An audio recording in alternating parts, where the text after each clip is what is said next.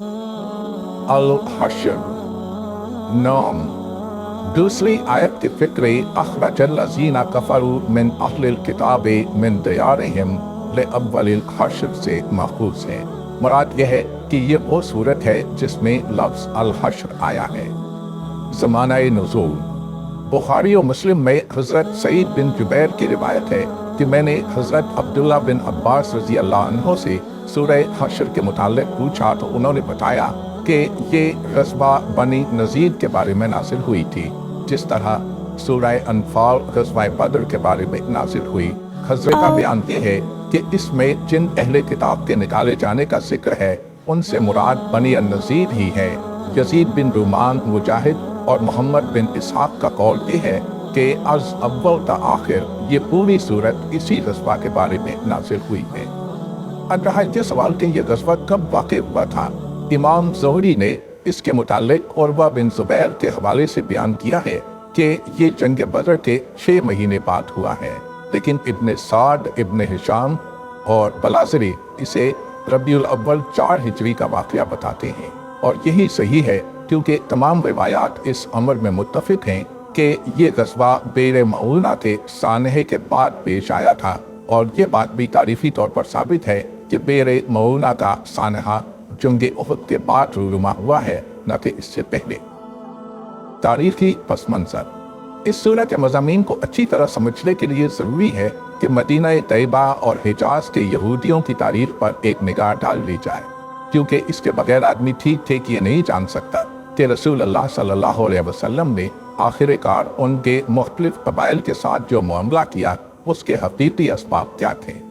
عرب کے یہودیوں کی کوئی مستند تاریخ دنیا میں موجود نہیں ہے۔ انہوں نے خود اپنی کوئی ایسی تحریر کسی کتاب یا کتبے کی شکل میں نہیں چھوڑی ہے جس سے ان کے ماضی پر کوئی روشنی پڑ سکے، اور عرب سے باہر کے یہودی مورخین اور مصنفین نے ان کا کوئی ذکر نہیں کیا ہے، جس کی وجہ یہ بیان کی جاتی ہے کہ جزیرۃ العرب میں آ کر وہ اپنے بقیہ ابنائے ملت سے بچھڑ گئے تھے، اور دنیا کے یہودی سرے سے ان کو اپنوں میں شمار ہی نہیں کرتے تھے، کیونکہ انہوں نے عبرانی تہذیب، زبان، حتیٰ کہ نام تک چھوڑ کر عربیت اختیار کر لی تھی۔ حجاز کے آثار قدیمہ میں جو کتبات ملے ہیں ان میں پہلی صدی عیسوی سے قبل یہودیوں کا کوئی نشان نہیں ملتا، اور ان میں بھی صرف چند یہودی نام ہی پائے جاتے ہیں۔ اس لیے یہود عرب کی تاریخ کا بیشتر انحصار ان زبانی روایات پر ہے جو اہل عرب میں مشہور تھی، اور ان میں اچھا خاصا حصہ خود یہودیوں کا اپنا پھیلایا ہوا تھا۔ حجاز کے یہودیوں کا یہ دعویٰ تھا کہ سب سے پہلے وہ حضرت موسیٰ علیہ السلام کے آخر عہد میں یہاں آ کر آباد ہوئے تھے۔ اس کا قصہ وہ یہ بیان کرتے ہیں کہ حضرت موسیٰ نے ایک لشکر یثرب کے علاقے سے عمالقہ کو نکالنے کے لیے بھیجا تھا، اور اسے حکم دیا تھا کہ اس قوم کے کسی شخص کو زندہ نہ چھوڑے۔ بنی اسرائیل کے اس لشکر نے یہاں آ کر فرمان نبی کی تعمیل کی، مگر عمالقہ کے بادشاہ کا ایک لڑکا بڑا خوبصورت جوان تھا، اسے انہوں نے زندہ رہنے دیا اور اس کو ساتھ لیے ہوئے فلسطین واپس پہنچے۔ اس وقت حضرت موسیٰ کا انتقال ہو چکا تھا۔ ان کے جانشینوں نے اس بات پر سخت اعتراض کیا کہ ایک عمالیقی کو زندہ چھوڑ دینا نبی کے فرمان اور شریعت موسوی کے احکام کی صریح خلاف ورزی ہے۔ اس بنا پر انہوں نے اس لشکر کو اپنی جماعت سے خارج کر دیا اور اسے مجبوراً یثرب واپس آ کر یہیں بس جانا پڑا۔ اس طرح یہودی گویا اس بات کے مدعی تھے کہ وہ 1200 برس قبل مسیح سے یہاں آباد ہیں، لیکن در حقیقت اس کا کوئی تاریخی ثبوت نہیں ہے، اور اغلب یہ ہے کہ یہودیوں نے یہ افسانہ اس لیے کہا تھا کہ اہل عرب پر اپنے قدیم الاصل اور عالی نسب ہونے کی ٹھونس جمائیں۔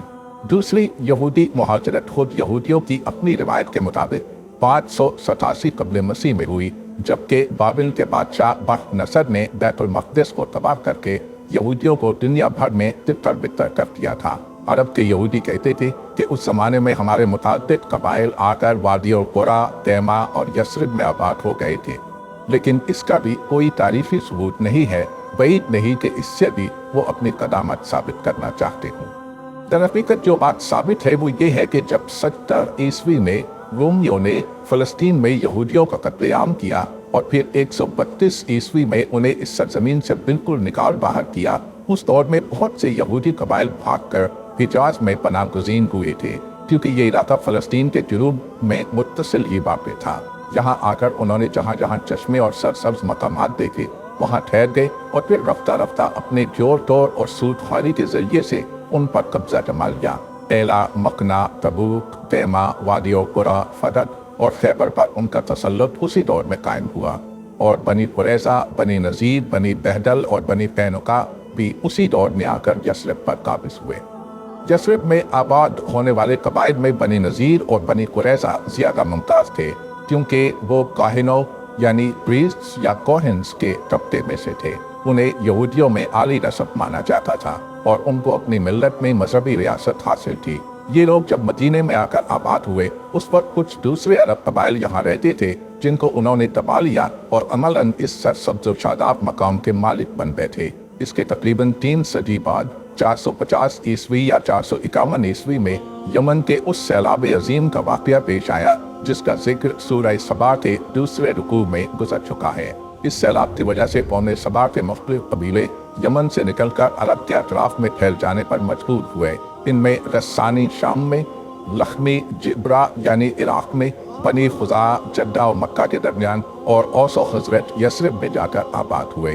یثرب پر کیونکہ یہودی چھائے ہوئے تھے، اس لیے انہوں نے اوس و خزرج کی دال نہ کرنے دی،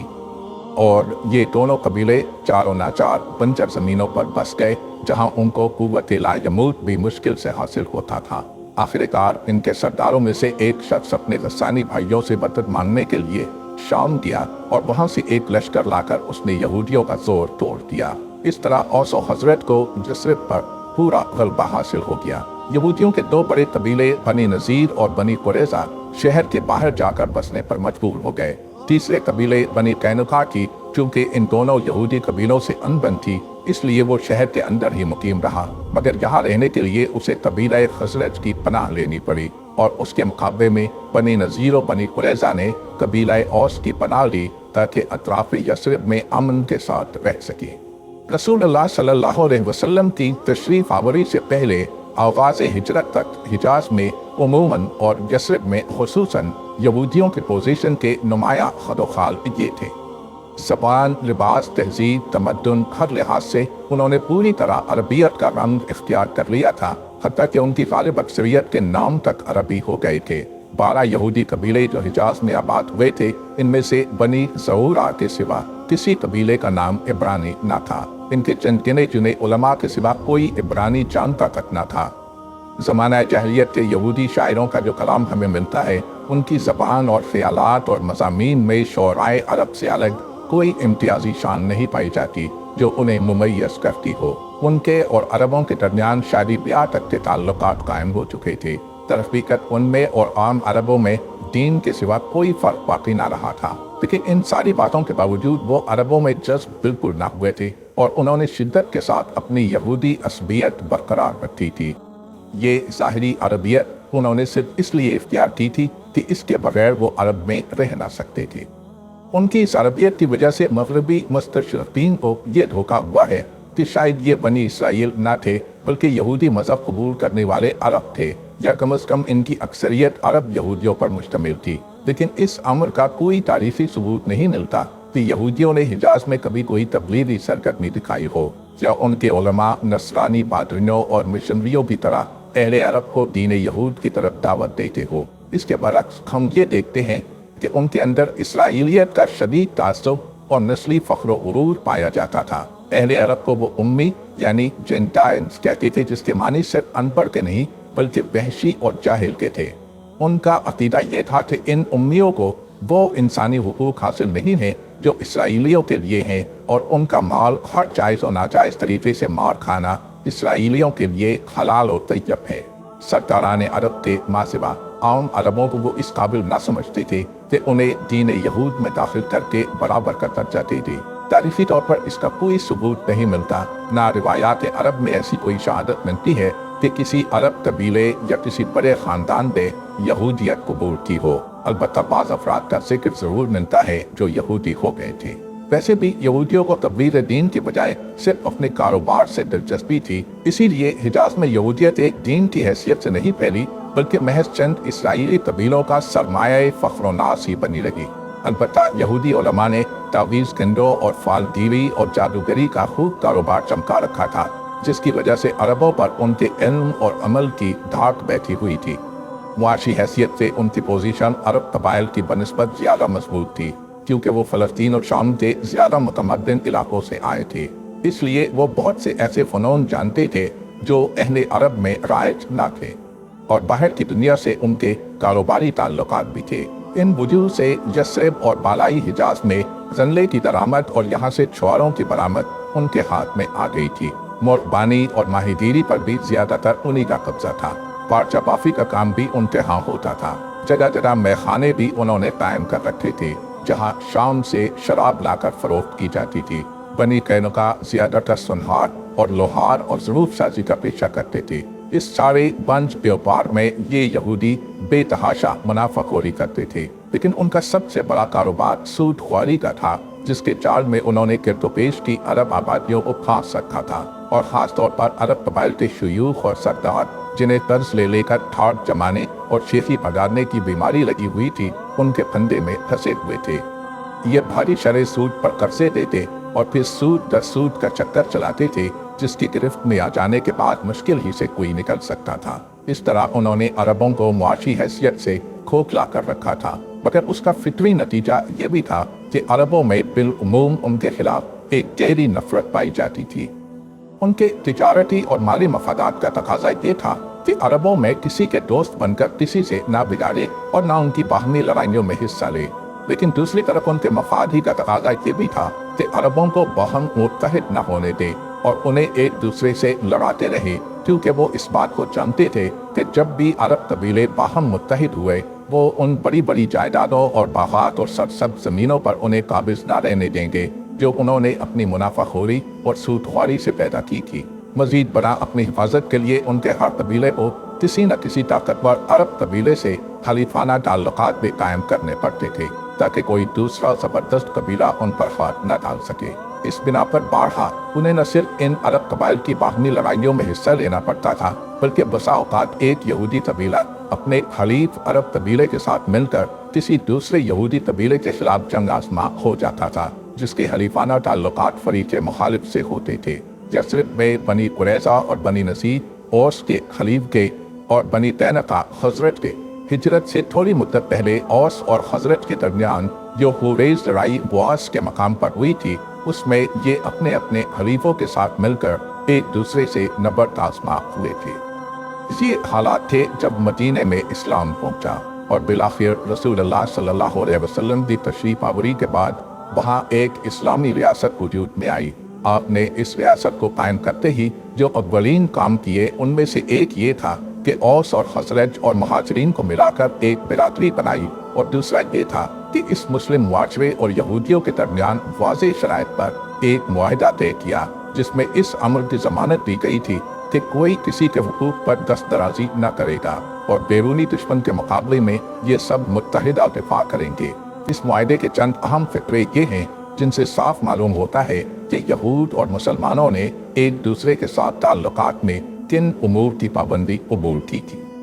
یہ کہ یہودی اپنا خرچ اٹھائیں گے اور مسلمان اپنا خرچ، اور یہ کہ اس معاہدے کے شرکاء حملہ آور کے مقابلے میں ایک دوسرے کی مدد کے پابند ہوں گے، اور یہ کہ وہ خلوص کے ساتھ ایک دوسرے کی خیر خواہی کریں گے اور ان کے درمیان نیکی و حق رسانی کا تعلق ہوگا، نہ کہ گناہ اور زیادتی کا، اور یہ کہ کوئی اپنے حلیف کے ساتھ زیادتی نہیں کرے گا، اور یہ کہ مظلوم کی حمایت کی جائے گی، اور یہ کہ جب تک جنگ رہے یہودی مسلمانوں کے ساتھ مل کر اس کے مصارف اٹھائیں گے، اور یہ کہ اس معاہدے کے شرکاء پر یثرب میں کسی نوعیت کا فتنہ و فساد کرنا حرام ہے، اور یہ کہ اس معاہدے کے شرکاء کے درمیان اگر کوئی ایسا قضیہ یا اختلاف رونما ہو جس سے فساد کا خطرہ ہو تو اس کا فیصلہ اللہ کے قانون کے مطابق محمد رسول اللہ کریں گے، اور یہ کہ قریش اور اس کے حامیوں کو پناہ نہیں دی جائے گی، اور یہ کہ یثرب پر جو بھی حملہ آور ہو اس کے مقابلے میں شرکائے معاہدہ ایک دوسرے کی مدد کریں گے، ہر فریق اپنی جانب کے علاقے کی مدافعت کا ذمہ دار ہوگا۔ یہ ایک قطعی اور واضح معاہدہ تھا جس کی شرائط یہودیوں نے خود قبول کی تھی، لیکن بہت جلدی انہوں نے رسول اللہ صلی اللہ علیہ وسلم اور اسلام اور مسلمانوں کے خلاف معاندانہ روش کا اظہار شروع کر دیا، اور ان کا عناد روز بروز سخت سے سخت تر ہوتا چلا گیا۔ اس کے بڑے بڑے وجوہ تین تھے۔ ایک یہ کہ وہ رسول اللہ صلی اللہ علیہ وسلم کو محض ایک رئیس قوم دیکھنا چاہتے تھے جو ان کے ساتھ بس ایک سیاسی معاہدہ کرتے رہ جائیں اور صرف اپنے گروہ کے دنیاوی مفاد سے سروکار رکھے، مگر انہوں نے دیکھا کہ آپ تو اللہ اور آخرت اور رسالت اور کتاب پر ایمان لانے کی دعوت دے رہے ہیں، جس میں خود ان کے اپنے رسولوں اور کتابوں پر ایمان لانا بھی شامل تھا، اور معصیت چھوڑ کر ان احکام الہی کی اطاعت اختیار کرنے اور ان اخلاقی حدود کی پابندی کرنے کی طرف بلا رہے ہیں جن کی طرف خود ان کے انبیاء بھی دنیا کو بلاتے رہے ہیں۔ یہ چیز ان کو سخت ناگوار تھی۔ ان کو خطرہ پیدا ہو گیا کہ یہ عالمگیر اصولی تحریک اگر چل پڑی تو اس کا سیلاب ان کی جامد مذہبیت اور ان کی نسلی قومیت کو بہا لے جائے گا۔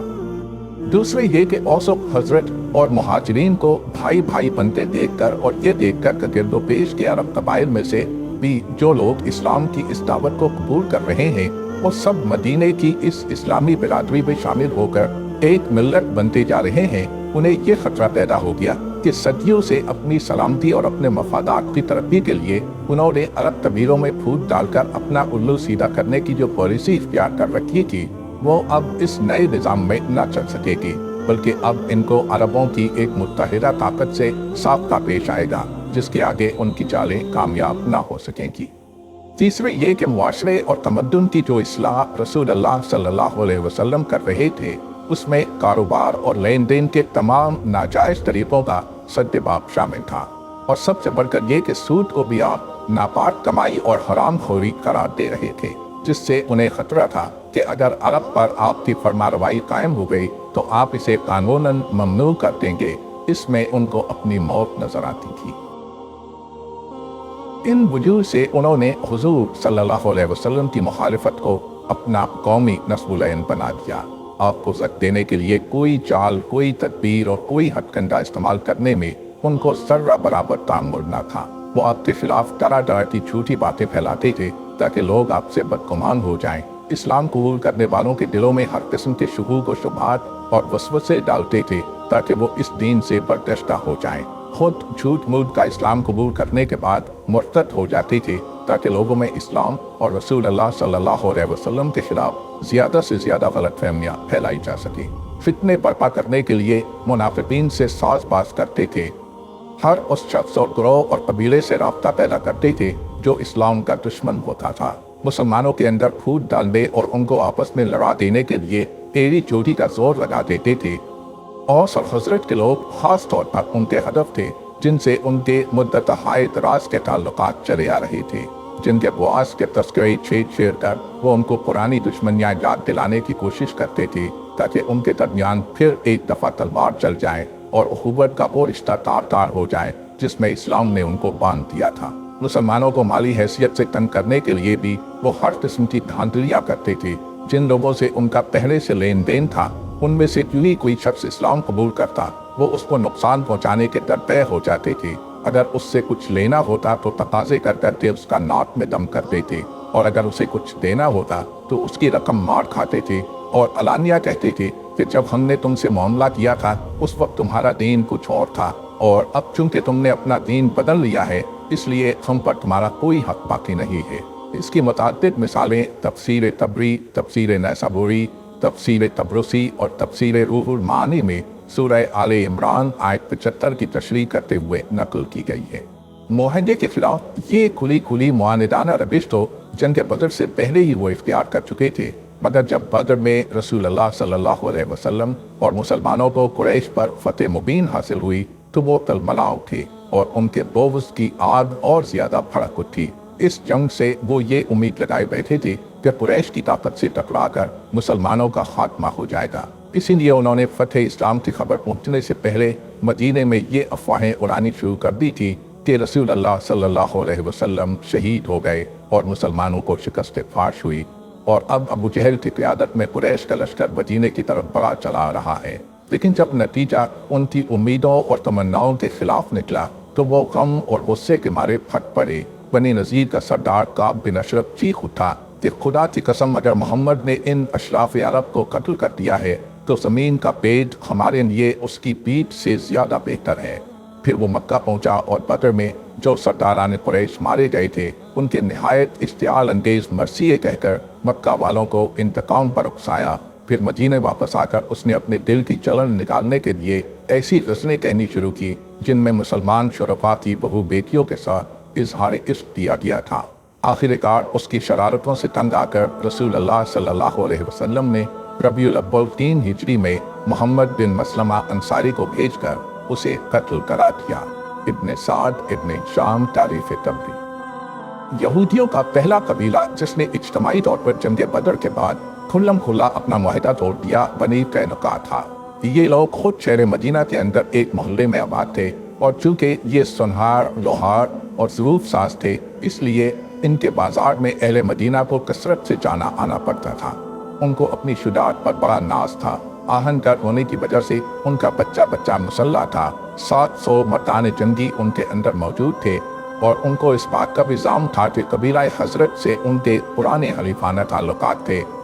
और हजरत का सरदार अब्दुल्ला बिन उबई उनका पुश्तबान था। बदर के वाक़े से ये इस कदर मुश्तइल हुए कि उन्होंने अपने बाजार में आने जाने वाले मुसलमानों को सताना और ख़ास तौर पर उनकी औरतों को छेड़ना शुरू कर दिया। रफ्ता रफ्ता नौबत यहाँ तक पहुँची कि एक रोज़ इनके बाजार में एक मुसलमान औरत को बरसर-ए-आम परहेना कर दिया गया। इस पर सख्त झगड़ा हुआ और हंगामे में एक मुसलमान और एक यहूदी कत्ल हो गया। जब हालात इस हद को पहुँच गए तो रसूलुल्लाह सल्लल्लाहु अलैहि वसल्लम उनके मोहल्ले में तशरीफ़ ले गए और उनको जमा करके आपने उनको राह रास्त पर आने की तलकीन फरमाई। मगर उन्होंने जवाब दिया, ए मोहम्मद, तुमने शायद हमें भी कुरैश समझा है। वो लड़ना नहीं जानते थे इसलिए तुमने उन्हें मार लिया। हमसे साबता पेश आएगा तो तुम्हें मालूम हो जाएगा कि मर्द कैसे होते हैं। ये गोया साफ साफ ऐलान जंग था।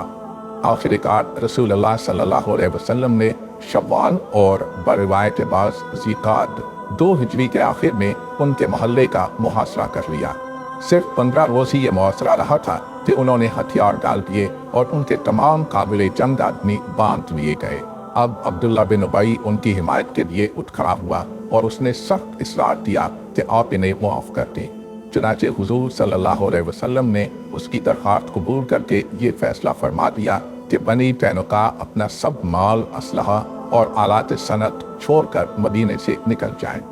इब्न साद इब्न शाम तारीख़ तबरी। इन 2 सख्त इक़दामात यानी बनी कैनुका के इखराज और काब बिन अशरफ के कत्ल से कुछ मुद्दत तक यहूदी इतने खौफज़दा रहे कि उन्हें कोई मज़ीद शरारत करने की हिम्मत न हुई। मगर इसके बाद शव्वाल 3 हिजरी में कुरैश के लोग जंग बदर का बदला लेने के लिए बड़ी तैयारियों के साथ मदीने पर चढ़कर आए और इन यहूदियों ने देखा कि कुरैश की 3000 फौज के मुकाबले में रसूलुल्लाह सल्लल्लाहु अलैहि वसल्लम के साथ सिर्फ 1000 आदमी लड़ने के लिए निकले हैं और इनमें से भी 300 मुनाफिकीन अलग होकर पलट आए हैं। तो उन्होंने मुआहदे की पहली और सरी खिलाफ वर्जी इस तरह की कि मदीने की मुदाफ़ियत में आपके साथ शरीक न हुए, हालांकि वो इसके पाबंद थे। फिर जब मार्काए उहद में मुसलमानों को नुकसान अजीम पहुंचा तो उनकी जुर्रतें और बढ़ गईं, यहाँ तक कि बनी नज़ीर ने रसूलुल्लाह सल्लल्लाहु अलैहि वसल्लम को कत्ल करने के लिए बाकायदा एक साजिश की जो ऐन वक्त पर नाकाम हो गई। इस वाक़े की तफसील ये है कि बेर मऊना के सानहे सफ़र 4 हिजरी के बाद अमर बिन उमैया ज़मवी ने इंतकामी कार्रवाई के तौर पर गलती से बनी आमिर के 2 आदमियों को कत्ल कर दिया जो दरअसल एक मुआहिद कबीले से ताल्लुक़ रखते थे, मगर अमर ने उनको दुश्मन कबीले के आदमी समझ लिया था। इस गलती की वजह से उनका खूबहा मुसलमानों पर वाजिब आ गया था और चूँकि बनी आमिर के साथ मुआहदे में बनी नज़ीर भी शरीक थे इसलिए रसूलुल्लाह सल्लल्लाहु अलैहि वसल्लम चंद सहाबा के साथ खुद उनकी बस्ती में तशरीफ़ ले गए ताकि खूबहा की अदायगी में उनको भी शिद्दत की दावत दी। वहाँ उन्होंने आपको चिकनी चुपड़ी बातों में लगाया और अंदर ही अंदर ये साजिश की कि एक शख्स उस मकान की छत पर से आपके ऊपर एक भारी पत्थर गिरा दे जिसकी दीवार के साइड में आप तशरीफ फरमा थे। मगर कबल इसके कि वो अपनी इस तदबीर पर अमल करते, अल्लाह ताला ने आपको बर वक्त खबरदार कर दिया और आप फौरन वहाँ से उठकर मदीना वापस तशरीफ ले आए। अब उनके साथ किसी रियायत का सवाल बाकी न रहा। हुजूर ने उनको बिला ताखीर ये अल्टीमेटम भेज दिया कि तुमने जो गद्दारी करनी चाहिए थी वो मेरे इल्म में आ गई है, लिहाजा 10 दिन के अंदर मदीने से निकल जाओ। इसके बाद अगर तुम यहाँ ठहरे रहे तो जो शख्स भी तुम्हारी बस्ती में पाया जाएगा उसकी गर्दन मार दी जाएगी। दूसरी तरफ अब्दुल्ला बिन उबई ने उनको पैगाम भेजा کہ میں 2000 آدمیوں سے تمہاری مدد کروں گا اور بنی قریظہ اور بنی غطفان بھی تمہاری مدد کو آئیں گے، تم ڈٹ جاؤ اور ہرگز اپنی جگہ نہ چھوڑو۔ اس جھوٹے بھروسے پر انہوں نے حضور صلی اللہ علیہ وسلم کے الٹیمیٹم کا یہ جواب دیا کہ ہم یہاں سے نہیں نکلیں گے، آپ سے جو کچھ ہو سکے کر لیجیے۔ اس پر ربیع الاول 4 ہجری میں رسول اللہ صلی اللہ علیہ وسلم نے ان کا محاصرہ کر لیا، اور صرف چند روز کے محاصرے کے بعد، جس کی مدت بعض روایات میں 6 دن اور بعض میں 15 دن آئی ہے، وہ اس شرط پر مدینہ چھوڑ دینے کے لیے راضی ہو گئے کہ اسلحے کے سوا جو کچھ بھی وہ اپنے اونٹوں پر لاد کر لے جا سکیں گے لے جائیں گے۔ اس طرح یہودیوں کے اس دوسرے شریر قبیلے سے مدینہ کی سرزمین خالی کرا لی گئی۔ ان میں سے صرف 2 آدمی مسلمان ہو کر یہاں ٹھہر گئے، باقی شام اور خیبر کی طرف نکل گئے۔ یہی واقعہ ہے جس سے اس سورہ میں بحث کی گئی ہے۔ موضوع اور مضامین۔ سورت کا موضوع جیسا کہ اوپر بیان ہوا جنگ بنی نذیر پر تبصرہ ہے۔ اس میں بحیثیت مجموعی 4 مضامین بیان ہوئے ہیں۔ 1، پہلی 4 آیتوں میں دنیا کو اس انجام سے عبرت دلائی گئی ہے جو ابھی ابھی بنی نذیر نے دیکھا تھا۔ ایک بڑا قبیلہ جس کے افراد کی تعداد اس وقت مسلمانوں کی تعداد سے کچھ کم نہ تھی، جو مال و دولت میں مسلمانوں سے بہت بڑا ہوا تھا، جس کے پاس جنگی سامان کی بھی کمی نہ تھی، جس کی گڑیاں بڑی مضبوط تھی، صرف چند روز کے محاصرے کی تاب بھی نہ لا سکا، اور بغیر اس کے کہ کسی ایک آدمی کے قتل کی بھی نوبت آئی ہوتی، وہ اپنی صدیوں کی جمی جمائی بستی چھوڑ کر جلا وطنی قبول کرنے پر آمادہ ہو گیا۔ اللہ تعالیٰ نے بتایا ہے کہ یہ مسلمانوں کی طاقت کا کرشمہ نہیں تھا، بلکہ اس بات کا نتیجہ تھا کہ وہ اللہ اور اس کے رسول سے نبرد آزما ہوئے تھے، اور جو لوگ اللہ کی طاقت سے ٹکرانے کی جرأت کرے وہ ایسے ہی انجام سے دوچار ہوتے ہیں۔ 2، آیت 5 میں قانون جنگ کا یہ قاعدہ بیان کیا گیا ہے کہ جنگی ضروریات کے لیے دشمن کے علاقے میں جو تخریبی کارروائی کی جائے وہ فساد فی الارض کی تعریف میں نہیں آتی۔ 3، آیت 6 سے 10 تک یہ بتایا گیا ہے کہ ان ممالک کی زمینوں اور جائیدادوں کا بندوبست کس طرح کیا جائے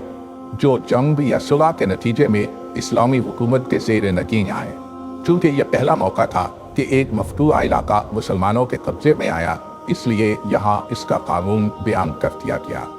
4، آیت 11 سے 17 تک منافقین کے اس رویے پر تبصرہ کیا گیا ہے جو انہوں نے جنگ بنی نذیر کے موقع پر اختیار کیا تھا،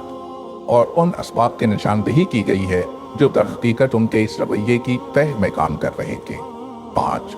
آخری رکوع پورا کا پورا ایک نصیحت ہے جس کے مخاطب وہ تمام لوگ ہیں جو ایمان کا دعویٰ کر کے مسلمانوں کے گروہ میں شامل ہو گئے ہوں مگر ایمان کی اصل روح سے خالی رہیں۔ اس میں ان کو بتایا گیا ہے کہ ایمان کا اصل تقاضا کیا ہے، تقویٰ اور فسق میں حقیقی فرق کیا ہے، جس قرآن کو ماننے کا وہ دعویٰ کر رہے ہیں اس کی اہمیت کیا ہے، اور جس خدا پر ایمان لانے کا وہ اقرار کرتے ہیں وہ کن صفات کا حامل ہے۔